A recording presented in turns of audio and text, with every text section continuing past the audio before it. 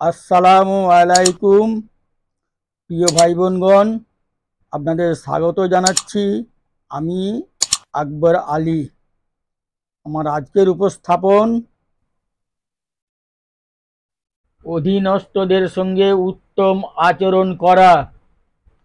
হযরত আনাস বিন মালিক রাদিয়াল্লাহু তাআলা আনহু থেকে বর্ণিত, রাসূলুল্লাহ সাল্লাল্লাহু আলাইহি ওয়াসাল্লাম অন্তিম মুহূর্তে তাঁর শ্বাসকষ্ট শুরু হলে তাঁর ওসিয়ত এই ছিল যে নামাজ পড়বে এবং তোমাদের অধীনস্থদের সঙ্গে সৎ ব্যবহার করবে।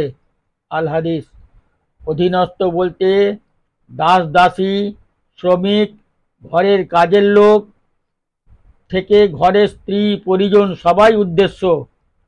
রাসূলুল্লাহ সাল্লাল্লাহু আলাইহি ওয়াসাল্লাম সব অধীনস্থের সঙ্গে উত্তম আচরণের নির্দেশ দিয়েছেন। পবিত্র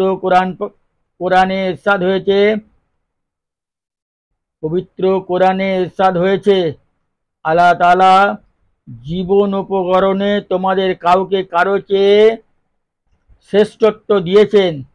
যাদের শ্রেষ্ঠত্ব দিয়েছেন তারা তাদের অধীনস্থ দাস দাসীদের নিজেদের জীবন উপকরণ থেকে এমন কিছু দেয় না যাতে তারা সমান হয়ে যায়। তবে কি তারা আল্লাহর অনুগ্রহ অস্বীকার করে? সূরা আন-নাহল